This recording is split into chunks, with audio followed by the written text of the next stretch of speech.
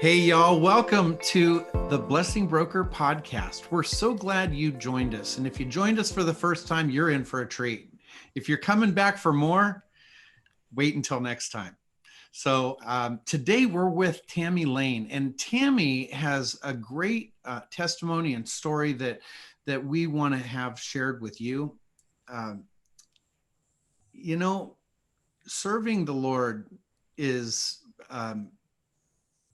sometimes really difficult, and sometimes it just comes naturally because of the equipment that he's given. So we want you to be encouraged.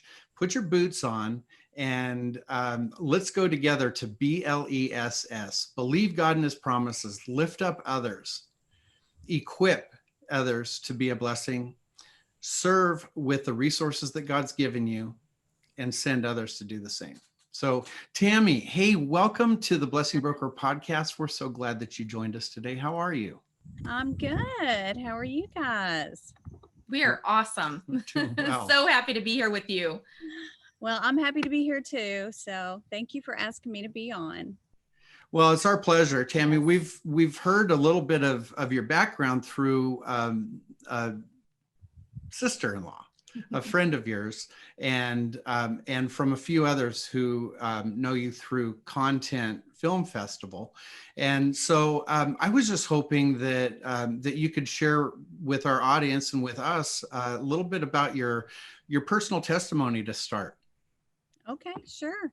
Well, so I was not really raised to be a Christian. I mean, it's like it was kind of known that you're a Christian, you know. It's kind of like, yeah, my parents believed in Jesus, but it wasn't something that we practiced. So we would go to church on, on Easter, not even Christmas, just Easter. But that was about it. My mom did teach me some Bible stories when I was young, and I knew very little about it.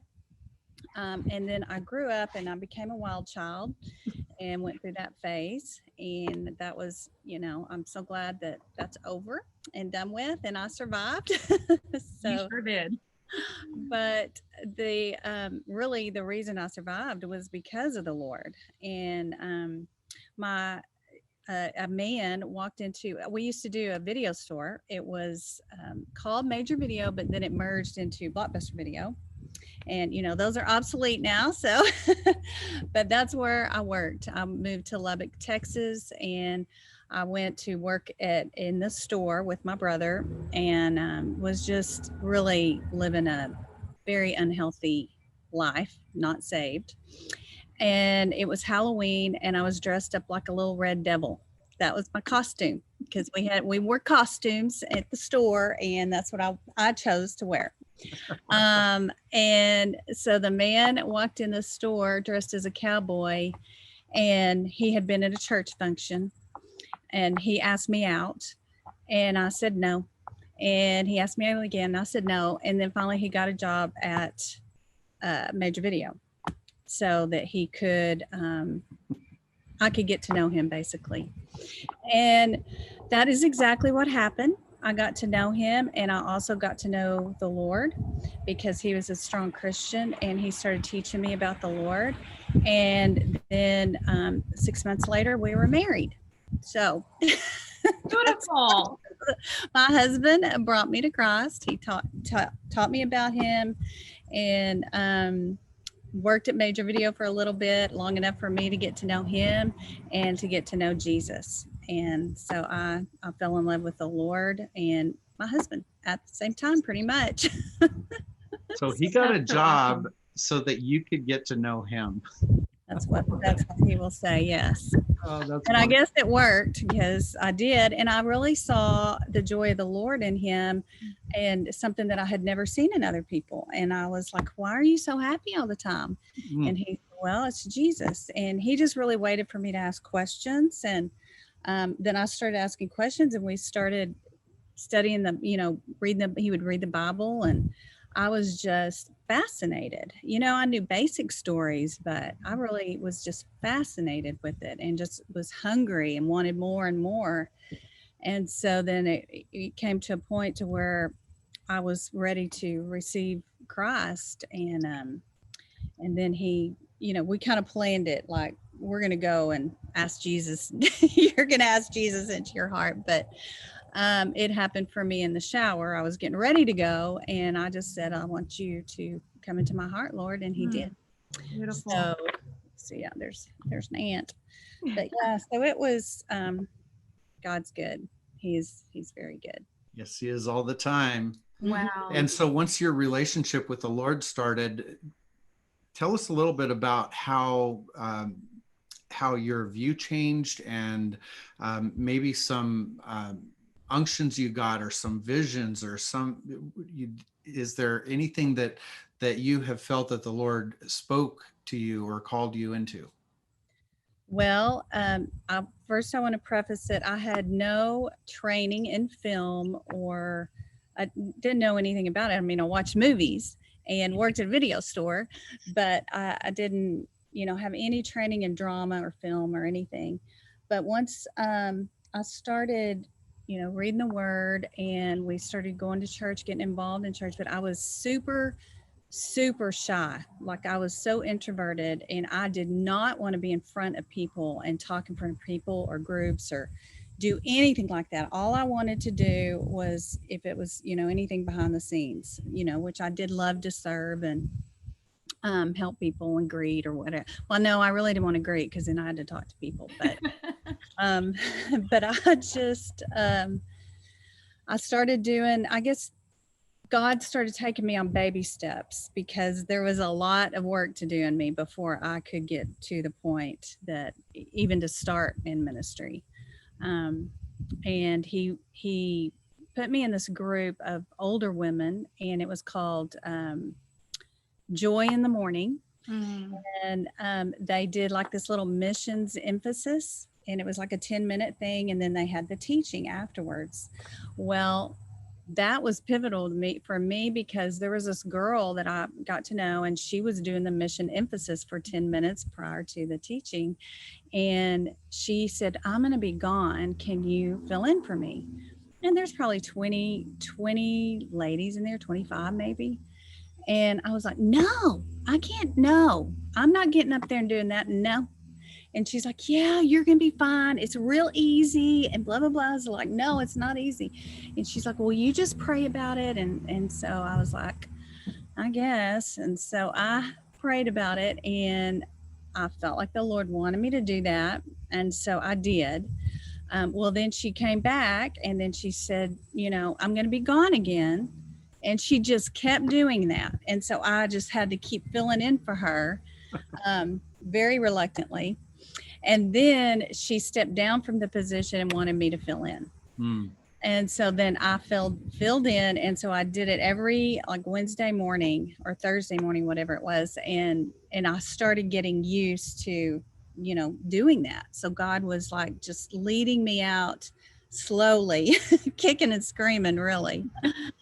And then after that, there was a drama department in our church, and the drama leader left, the drama director. And my friends were like, well, you need to do that. You need to take that position. And I'm like, no, I don't know I have no idea. I wouldn't know what to do. And so they were like, well, you just pray about it. And I said, okay, I guess I will. And I prayed about it, and I clearly heard the Lord say, go and speak to the pastor. And so I did, and I told him that I didn't know what I was doing, but I would take the position if he wanted me to. And he did. And so I did that for probably a year or two, and learned a ton. And then that's when the Lord started giving me downloads of just things I needed to, like little dramas we would do, or films. That's when he first started doing, films, and I didn't even have a camera. I'm not like, well, because back then, the cameras weren't, it wasn't on your phone. Right. You had to have, a significant camera. And so I went and told my husband I needed to buy a camera. So I did. And I started just doing whatever the Lord would put in my mind, in my heart. And most of it started coming when I would hear a song. So that's kind of how it started, basically. Awesome. So, Wow. so tell us a little bit about how you went from a stay-at-home mom, which I can relate to an independent filmmaker. That is huge, Tammy. That's huge. Well, like I said, it was, a step-by-step process. Step by step. Yep. But yeah, I used to use my kids and all the dramas I do. I was like, okay, kids, today we're gonna do this. So they were my little actors at first. I got everybody involved. Got my parents. I got my little nieces and nephews involved. I got everybody. So they were so sweet to help me out there. But I was training. I was in my training process. Yeah. But I think that the Lord was just so, he just took me slowly, and I'm trying to think what happened first. I think I got the biblical. So I got a download from the Lord for 7 short films, just 10 minutes long or something, about Jesus, just all about him healing and the temptation and just different ones. And I felt very compelled that I needed to do this. Well, I had no idea. I didn't know how to direct, something like that, and actually get actors, and I didn't know how much it would cost, and well, people, are they going to volunteer to do this? How do I pay for it? So there was all these questions, and then thinking, once I get in there, what am I going to do? I don't know how to do it. I just know what makes sense to me, Yeah. And so I found, I saw a newspaper clipping of my cousin's husband. Like, I haven't seen him in years, but I saw this clipping. I was like, oh my gosh, he's doing films.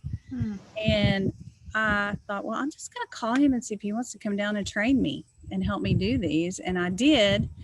And he's like, sure, I'll come down and help you. And so he did. And so that was kind of another training ground I went through for the films. Wow. So, but I have to tell you, on my very first film shoot, where I actually had the disciples and Jesus, I had the 12 disciples, Jesus, and then a servant, and that was everybody that was in the scene. So I've got all these men in there, and then I've got some crew, a small crew, and we're in a sound stage.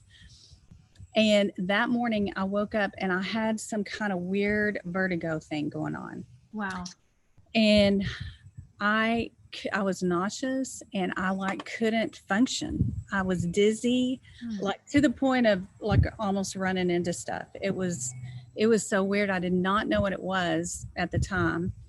And I just knew that it was the enemy attacking me and trying to get me to stop and not do it. Yeah. Wow. And so I got on my knees and prayed and cried and prayed. And I just thought, you know what? If I'm stumbling around, and, I'm already blonde, so it's going to be a challenge anyway. But, but I was like, well, I'm just going to do it. And it is what it is. I'm just going to be obedient and do what I believe the Lord's calling me to do. And so I went down there and did it. So then I ended up doing all 7 of them, and it was a great learning experience. Amazing. Looks like a little bit of a familiar set, Tammy. Could you tell us where you're at? Yes, well, this is what we call our village set, and it's also what The Chosen used for season 1. So this whole village is the set of The Chosen for season 1, and they came back for season 2 for a little bit, but I can show you. Do you want me to show you around a little bit? That's the iconic Matthew area over there, Matthew's area. And then out here in the middle they put walls up in the middle, and they did the wedding out there, just out there in the middle. Very cool. And then upstairs was Matthew's house, and I I want to say Mary Magdalene was in there. I'm not Okay. sure. Uh, but anyway, here's some more of the sets. I think they used every nook and cranny actually. That that building right there was like the trading. I guess they called it a pawn shop or trading post, something like that. Hmm. It was decorated really neat. I saw that one. Anyway, that's kind of our little village set here. Little, What a fun place to be at. Now, can you Very tell us a little cool. bit about how you came to use this serving the Lord? What's the story behind the studios, the land, all of that? well, after I did the 7 biblical short films I told you about, then I felt like the Lord was saying that I needed to build a biblical village that others could come and use. Other filmmakers and Christian filmmakers could come and use it and be blessed by that. And so imagine telling your spouse that you wanted to build a biblical village. So How'd that go? it didn't go great at first, but later on, he really realized, and he's definitely a supporter now. But it took a lot of prayer, I tell you, to convince him that this is really what the Lord was speaking to me. And so we commenced to build the village probably in 2005, and it was just really a work in progress. It took a while to get all of the buildings, but in the meantime, God started showing me, giving me visions of like for live productions. And so in the process of waiting on the filmmakers to come, because the filmmakers really, they didn't really come until like 2018. Hmm. Oh, It okay. was a long time in between. But And you started building when? 2005. Wow. That's a Wow. that's a long time in between. It was a long time. That's a lot of faith. I know. Well, and I questioned I was like, did I miss it? I mean, because I really thought that this is what you wanted, Lord. But, we would see sparsely, and then churches would come, but occasionally there'd be somebody come and film. But but God wasn't just, it wasn't just like I was dormant or he wasn't, we were doing stuff. So God was developing the live productions and we got those off of the ground and going really well. And we would have a lot of people out here all the time. And so, things were happening, but it was still in my heart that the filmmakers would come and be here. And then in Let's get back to the filmmakers in just a minute, but could you tell us a little bit about the live experience? Yeah, the live experiences are actually walk through live productions. And so you walk through them and then you go from scene to scene to scene, and they're just short scenes. Mhm. And it just kind of it takes you back to that time or into that place. So you're up close and personal with the actors. Like we do the Passover experience here in the village. And you're in the upper room with Jesus and the disciples at the Last Supper, and you're close to Mhm. them, and so you don't need to, have microphones even or anything, because you're that close, and you just get to be like you're a fly on the wall whenever everything's happening, um, and you see Judas and his encounter with the priests, and you see other families just celebrating Passover, what the Passover means, what the Passover meal means, and it's a great experience. And we also have a little path set in the back called Little Egypt, and we do the path of plagues back there. So we kind of go through the 10 plagues, and it's a fun, more of a fun production. It's like time travel, and so it's great. I love the Passover. That one was the very first one that we did, and that was in 2007.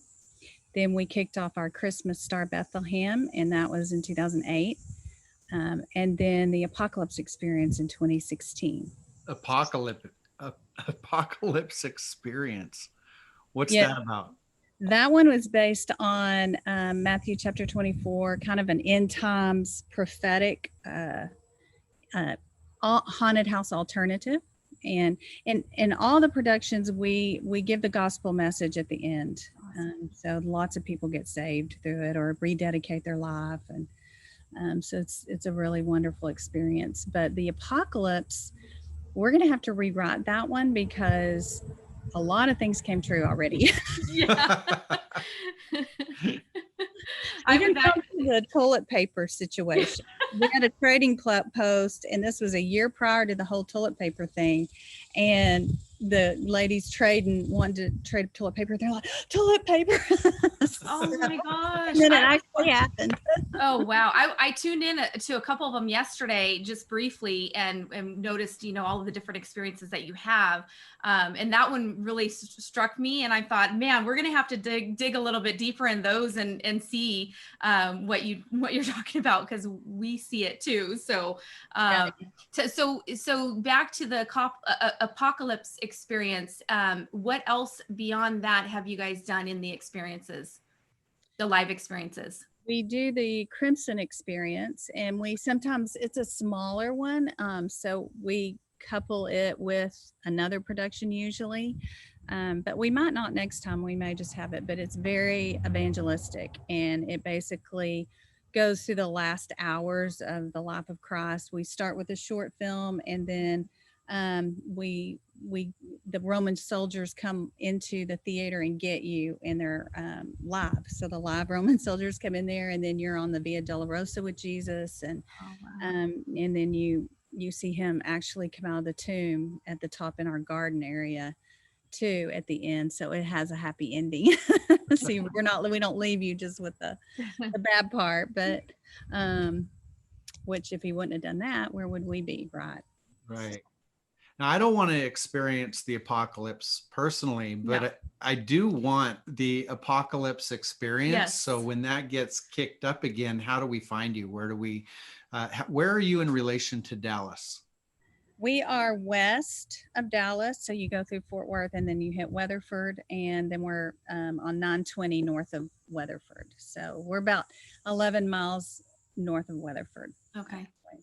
But we're actually not going to do the apocalypse experience this year. It's usually in October. Okay. Just because we had a lot of damage from all the rains and the freeze, the big massive freeze that we had. And the set got destroyed. Several parts of that set got destroyed. So we have to repair it. And so we're just kind of allocating funds over and trying to raise money to fix everything before we can do that. But what we're planning on doing is doing some of those set tours. We have some fun, like tram tours coming up that people can go on, and you can see the sets and see some of the apocalypse sets, which are really fun. And then see the Chosen sets and see the Washington's Armor sets. And so we're going to do some stuff like that. Now, I just got a message that the Chosen set has been sold out and you're looking at adding another. Is that correct? We are, and we just decided to do the 11th, September 11th will be another tour with Jordan Ross. Jordan Ross is one of the disciples. And so I have to put a little plug in there because my oldest son's name is Jordan Ross. Oh, really? Yeah. Oh, that's so funny. He'll be 28 in October, but yeah, I thought it was so funny to hear that, little James, his name is the same name as I named my son. Yeah. So I thought that was funny. So you said Washington's Armor. I want to explore that a little bit more with you. If you could share a little bit more about what you're doing with that, because that was actually how I came to know you in the first place, through Linda Jones. I'm sure she doesn't mind me sharing her name on on this podcast, but she shared with us the clip that you have on your website of Washington's Armor, and we're very excited to hear a little bit more about that. Well, Washington's Armor is the story of young George Washington 20 years prior to the Revolutionary War. So I love stories about how people start out and kind of how God takes them from this point to this point and all the stuff in between, the trials, what they've had to go through as far as perseverance. Those stories are really inspiring to me.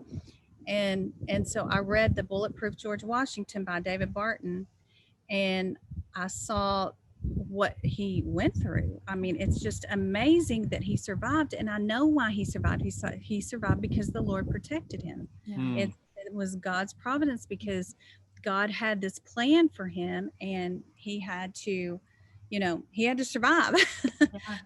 And he had to also teach him how to get through all of that, for the Revolutionary War and the presidency and all that. So I just found it just amazing and intriguing, and wanted to tell that story. So that's so where are you at in the production of Washington's Armor?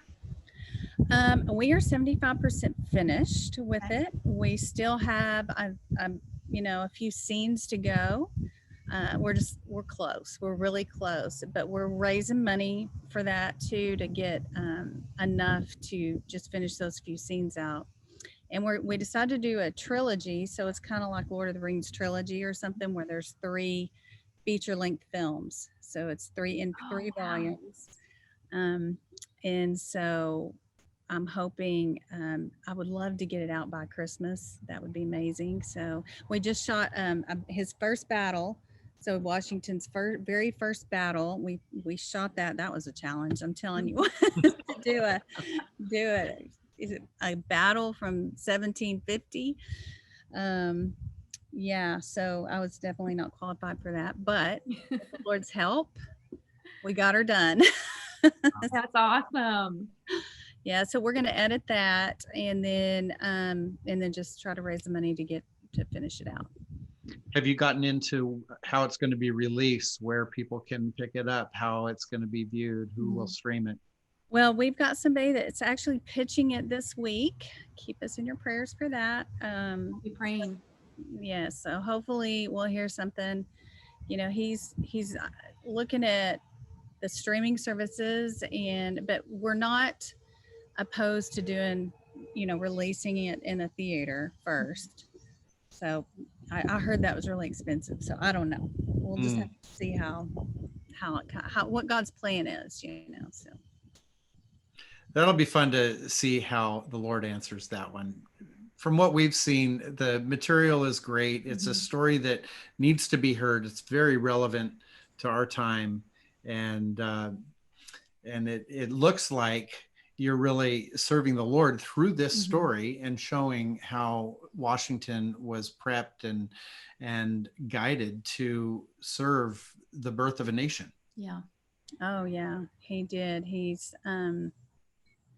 He served people, and it was the sense of duty that people had back then is really so different than it is now, and how our nation is going now. But he had a very strong sense of duty. He had a strong character. I mean, and he made mistakes. I'm not saying he was perfect. He nobody is. He made mistakes, but it's a great story of God just working in an infallible God working in a fallible human being. That's right. Amen. Which is what he does in all of us, That's what the Lord does. He works in us even though we're imperfect, and if we allow him, then he will take us where he wants us to go. That's right. If you're willing to be stretched, he will stretch you. But you know what? Even though it may be hard in the middle of the stretching, on the other side of it, it is just beautiful what he makes of it. Absolutely. It's definitely worth it. And I tell you, I got stressed a lot. I had to come out of my comfort zone, major, but it's okay. He takes care of you. And then you have these experiences, and you can think back on those experiences of how he got you through to help you through other experiences. And if you feel like he's calling you to do something, and you don't feel qualified, I didn't feel qualified to do any of that. But he teaches you along the way. Like I said, he didn't just throw me in and say, you're going to direct all these people and do this. He taught me, and allowed me to grow and learn, and then worked up to that. So Praise God for that. yeah. That's amazing. We've heard recently and multiple times that God doesn't call the qualified, he qualifies the called. Yeah. That's right. Yeah. It takes time. And I've gone through phases where I feel like I've delayed things quite a bit. I've gone through phases where I would be, not willing to do something, or not relying on the Lord even to supply the money to do it, and supply, which we have to wait for him to supply. But you can do something. You can take steps in that direction. You can prepare yourself. You can prepare in different ways with, even if you do need to wait for the money. So I think it's just seeing what he's given us, what resources he's given us too. Sometimes we don't see that, which we just kind of went through a phase where we didn't see that, and he does have a plan, and he has the resources. You just got to look for it. Amen. And I think too, when you are in a position where you're having to rely on him because things aren't as easy as you would hope or expect them to be, it is a lot easier when you look back, realizing that you can't do it without him, because it is all about him, not about you.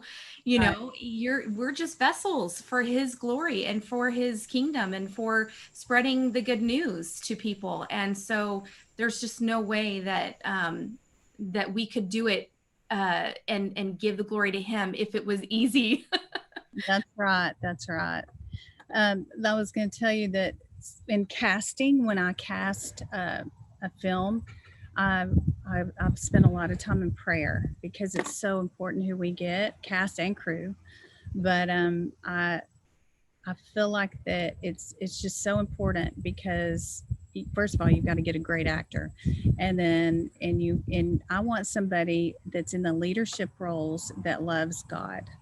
And so, like for casting George Washington, I didn't want to cast someone that doesn't know the Lord, just because, Washington knew the Lord, and I felt like, this person needed to know the Lord. And I don't do that with everybody, but we got the guy that we cast, Willie Molina. He is an evangelist.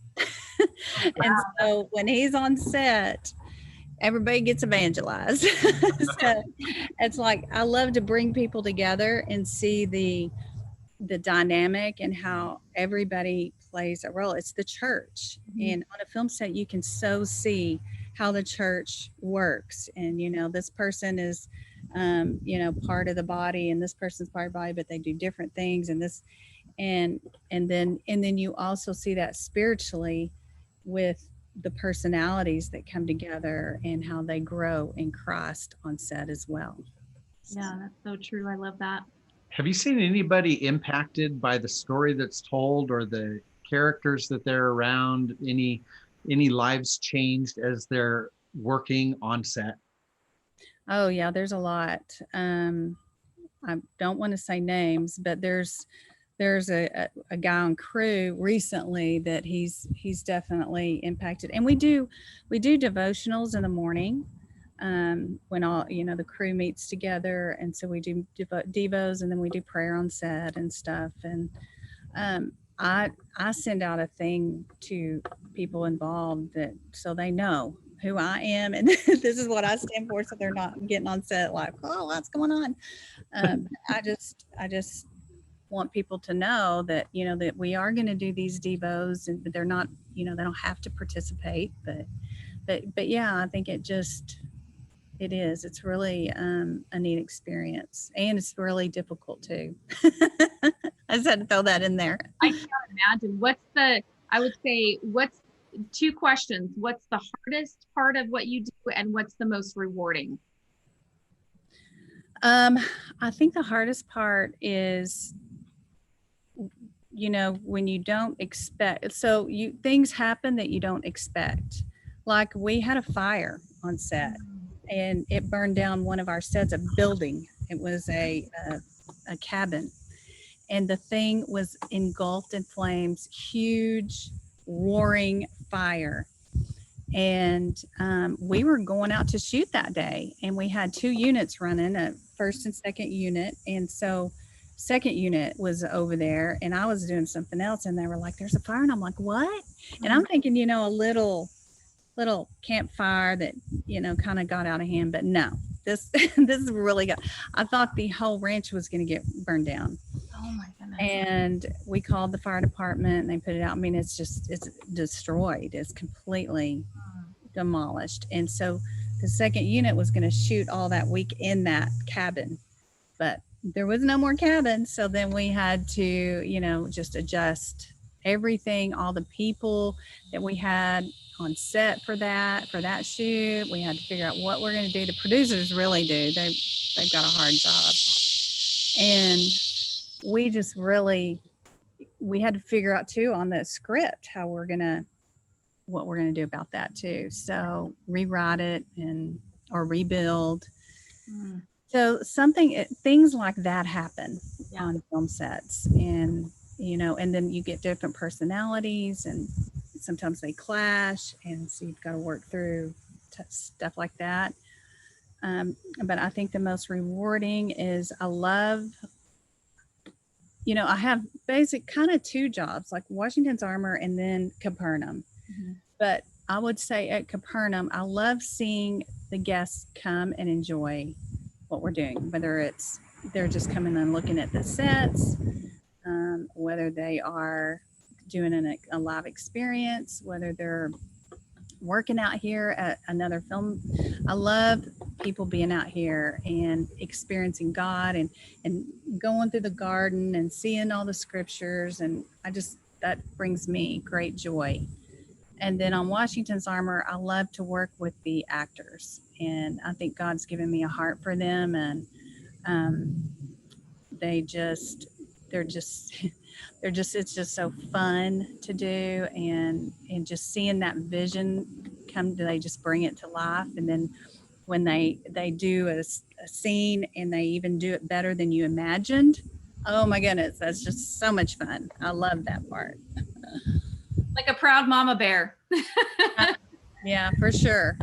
I'll get real proud. I bet. Proud of it. Tammy, I wanted to ask you about where you'd like to see Christian media head, and why is it important to have wholesome film content available? Well, because we watch things, and we need to watch wholesome content. Amen. And something that is gonna, improve your life and make an impact on your life. I like The Chosen. It's so good. And I love that there's so many new Christian films coming out, or family friendly films coming out, because because the TV to watch now is just it's gotten really bad, and it just keeps getting worse. So I think that Christian filmmakers, we need to rise up and really get as much content out as possible. Yeah. Our friends at Affirm Films and PureFlix Entertainment know what it means to operate on a small budget to make a big impact. Yeah. And so it costs a lot of money to produce Washington's Armor and The Chosen and God's Not Dead and so many other films that have made an impact and have really represented Christ and Christianity well to the masses. Whether it's a box office hit or streamed, it's expensive to get it out there. So, but there are great people behind the scenes serving on boards and kind of directing some of the wholesome content that's out there. And would you tell us a little bit about a board that you're serving on currently? Content 20 or Content 2021 is a film festival and conference that Tim Shields runs. And a few years ago, several years ago, probably 6 or so, um, I was at one of his conferences, and I was in worship, and I felt like the Lord, I mean, clearly spoke to me and said, "You need to partner with him." And so that's, I went and told him. I didn't even really know him, but I'm going to obey the Lord. So I did. And then ever since then, it's been like, the Lord has definitely had his hand on it. And I didn't know he would do content out here and do this big film festival out here at Capernaum. I had no idea what, the Lord was going to do, but I did know that I had a heart for filmmakers, and he did too. And so there's that, synergy. And so now we do content out here at Capernaum, and we're trying to expand as much as possible so we make space for everybody, because it's just growing and growing, and it's been amazing. Tim has a really big vision for it, and it's very exciting. I love where he's going with it. I love his heart for filmmakers and bringing everybody together, and that's what needs to happen, because again, in the conference, there's different people. Like, there's distributors there, and there's the producers there, there's actors, there's crew there, there's even donors. And so in March, we do a donor panel.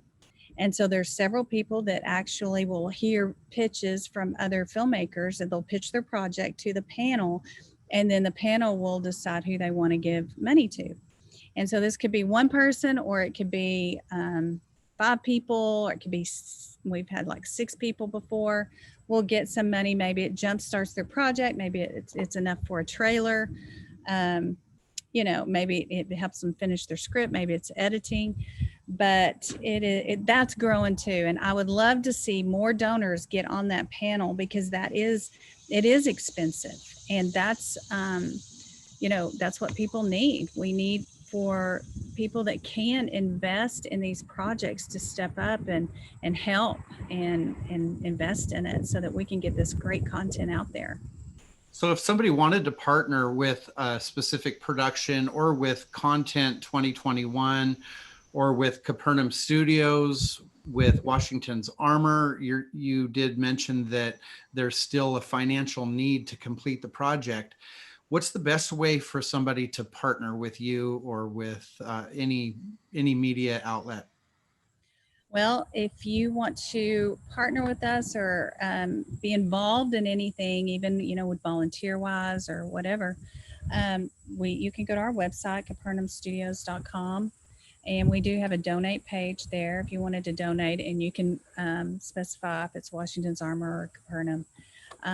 Also, Content 2021, I think his website, if you just pull up Content 2021, you can see that. That's coming up in September, the first week in September. So that conference is coming up soon. If you want to be involved in that, which is a great thing, especially if you're a filmmaker. It's a great place to network and meet people. That's where I met almost all my film friends is at Content. So yeah, that's kind of how you can get a hold of us. You can email us at Capernaum at TammyLaneProductions.com if you have a question, or you can always call up here. And then if you want to talk to me, they'll get a message to me as well. So excellent. Well, we have some generous partners who want to put out a match for anybody listening to this podcast that wants to give to Washington's Armor. Your gift will be matched. And but most of all, we ask for your prayers for Tammy Lane, for Capernaum Studios, for the live experiences there, for Washington's Armor and its production. And Tammy, we just can't thank you enough for taking your time to share a little bit about the history of what the Lord has provided, and the gifts that he's endowed to you that you've used for serving him. So it also serves us, because it is so much fun to watch season 1 of The Chosen, and all of it. And it's really making an impact and making a difference. So we want to thank you for making yourself available, for using your resources.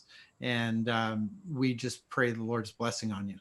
Yeah. One last thing, Tammy, how can people find you on social media? Because I know that that's where a lot of people go to find you. So yeah, I'm Tammy Cox Lane. Cox is my maiden name. So Tammy Cox Lane on Facebook.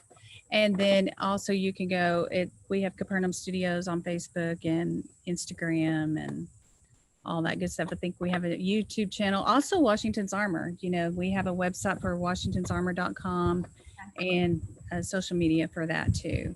So great.